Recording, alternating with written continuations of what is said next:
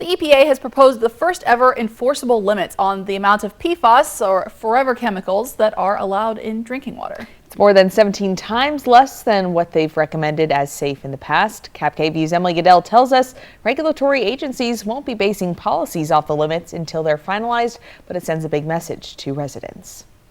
According to new limits proposed by the EPA, if tests detect any amount of PFAS in your water, it's not safe to drink. Long-term exposure to certain types of PFAS have been linked to serious illnesses, including cancer, liver damage, and high cholesterol. It's the first ever national standard proposed to limit PFAS in drinking water, one that's legally enforceable. This proposed regulation will require public water systems to monitor these chemicals. It will also require systems to notify the public and reduce the levels of these PFAS as prescribed. The new limit, 4 parts per trillion, which is the lowest amount of PFAS tests can detect. A drastic drop from the EPA's previous recommendation, a lifetime health advisory of 70 parts per trillion. We anticipate that when fully implemented, this rule will prevent thousands of deaths and reduce tens of thousands of serious PFAS-related illnesses. A rule applauded by the Environmental Working Group, whose study estimates 200 million Americans could have PFAS in their tap water, but criticized by the American Chemistry Council, which questions the underlying science and says the low limits will likely result in billions of dollars in compliance costs. For the people who have been living with PFAS for years, like East Sela residents near the Yakima Training Center, it's a harsh wake-up call. We're still not at a point right now where this is an enforced number,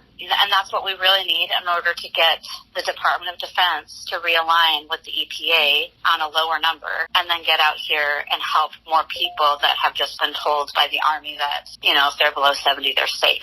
Emily Goodell, KVU Local News. The EPA is looking for public comment on the proposed limits and can make the changes before they issue a final rule, which they hope to get out by the end of the year.